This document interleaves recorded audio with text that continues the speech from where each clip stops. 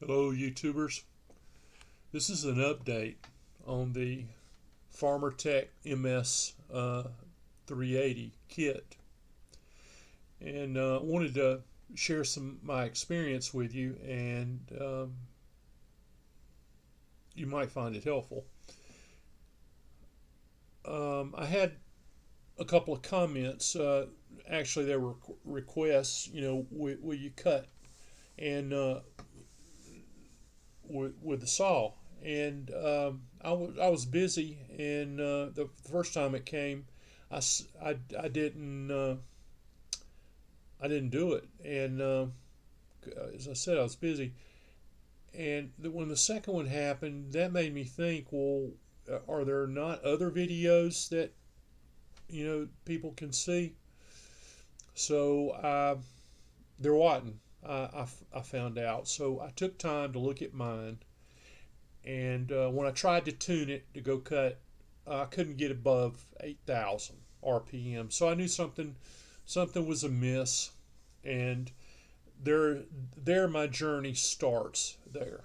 I built the saw, and I know the parts are very high quality, and I did an excellent job of building it. So there is no physical reason, a general reason. I end up buying a new carburetor. Most recently, this is the sixth carburetor. To me, that made the most sense, for it not getting over 8,000 RPM. But a buddy of mine, who I highly respect and who is right most of the 100% of the time because of his experience, he said, I believe your problem is not in the carburetor, but which I should have caught on to by then. It's in your filter. It's the choke in the filter. And, the 038s were notoriously finicky because of the choke in the filter. So, okay. I bought another aftermarket filter that failed. This is the third filter, this OEM. And when I got that opened up a whole nother dimension to it. The box that fits in is, watch, it's not going to want to come off.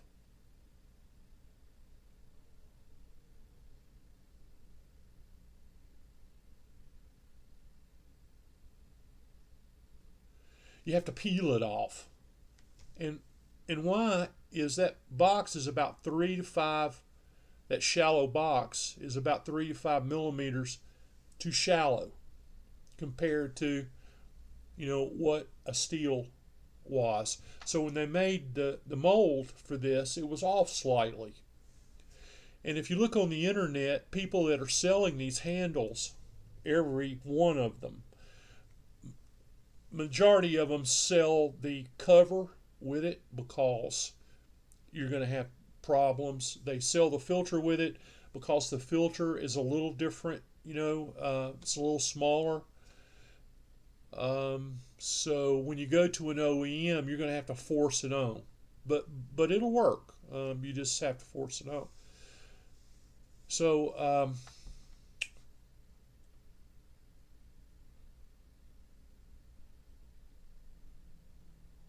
the spring is a little more robust in the OEM filter.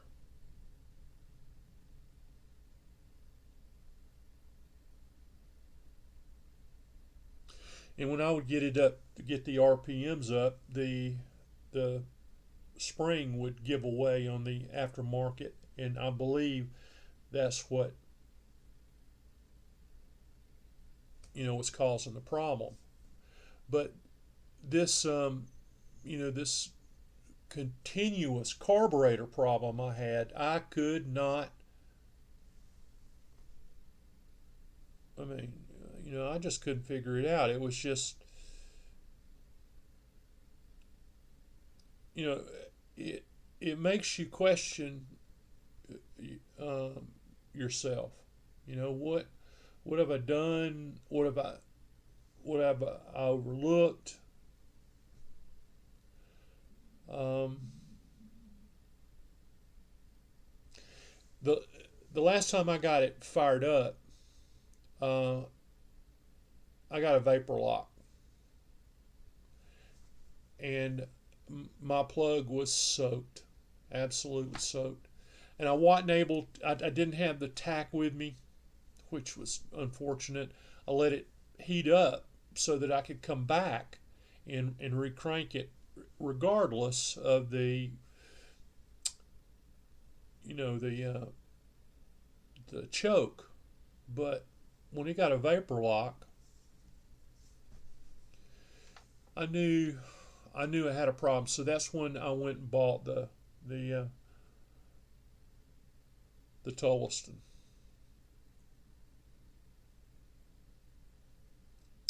So between the two, I should be out cutting wood soon. No excuse. It's got to happen. Those are great carburetors. No excuse. Great filter. No excuse. Got a good plug.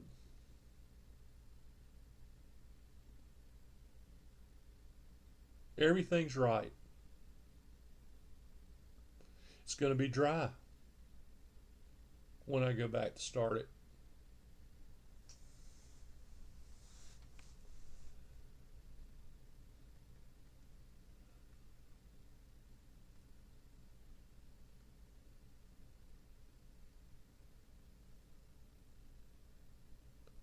It's crazy.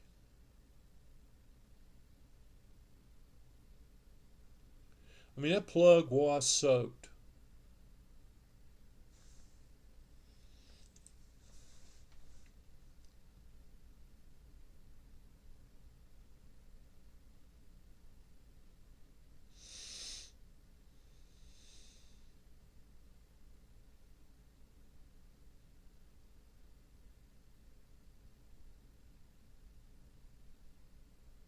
I probably should have bought the Tillotson first, but it's got an OEM coil on it. It's got a really great flywheel, good strong magnets, gapped properly.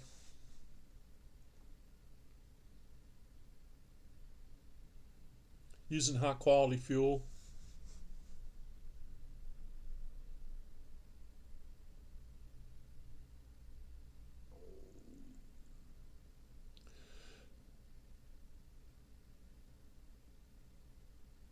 So I believe I need to get up to like 13,000 RPM, which is quite a bit higher than 8. I mean, I was not. I had somebody tell me, "Oh, well, 8 is the right uh, RPM."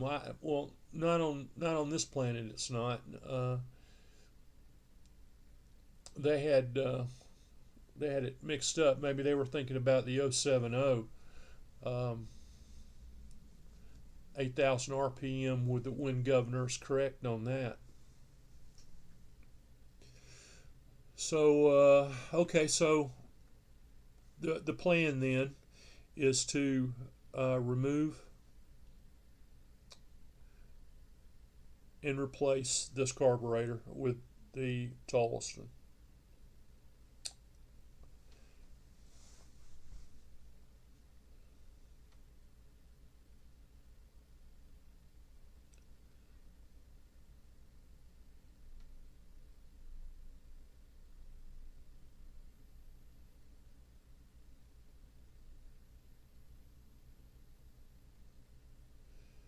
And in all honesty, expect a good result from this.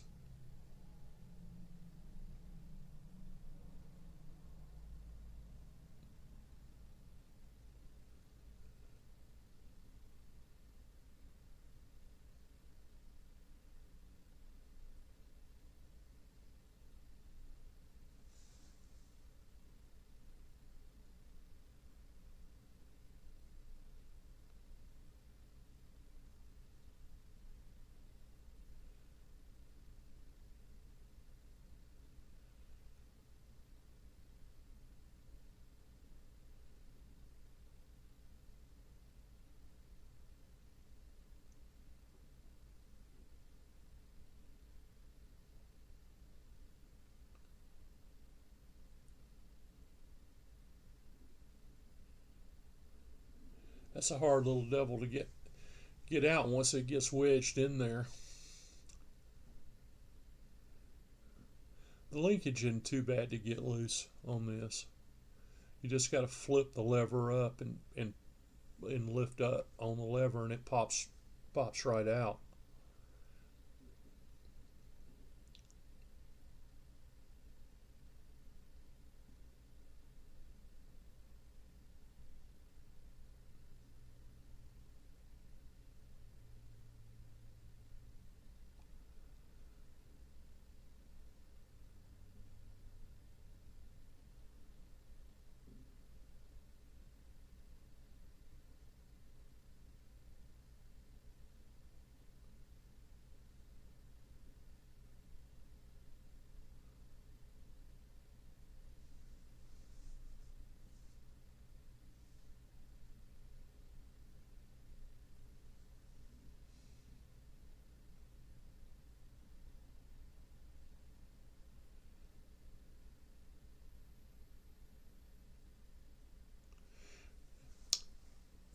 That comes with a plate in case you're putting it on an 038, you know, without the snorkel. The plate came in the box with it. I'll turn it into a test plate for a carburetor. You know, I believe I see something in the impulse hole.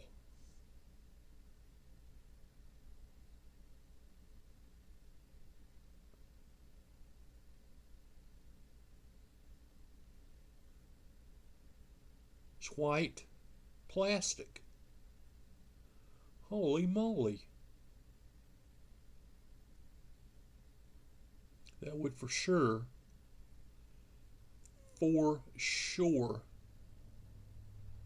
cause carburetor problems.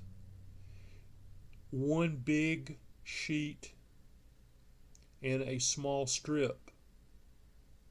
They're both attached. They're both thin plastic.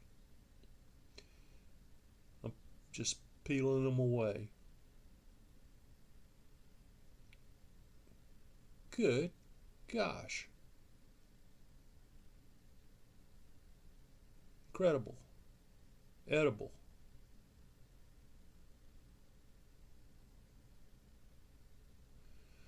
Well, that explains carburetor problems, doesn't it? Particularly if that ever got damp. You know, I've taken the carburetor off so many times I can't even count, and never once did I see that.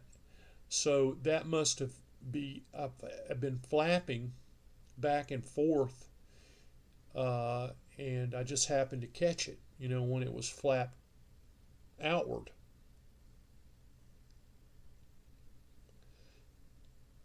I mean, that's amazing that you can have a problem and it be just the smallest detail.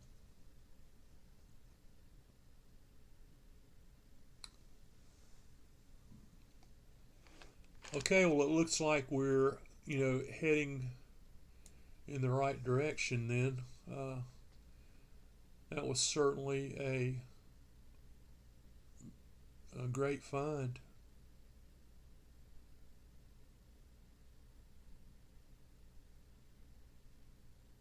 But certainly that didn't cause, you know, the 8,000 RPM limit. That had to have been the filter. And then with so many carb problems, I couldn't tune it again to get it. And then that part was caused by the impulse. And without the impulse driving the fuel, you know, into the carb and feeding it properly, that was obviously the root cause of a great deal of my grief and astoundment. Well, I've got the fuel line on, I've got the snorkel, I've got the linkage in, trigger works. It's safe to put the filter back on. You don't want to take that filter on and off too many times. It won't be good for it. And I won't tighten it tight. I'll just get it screwed down.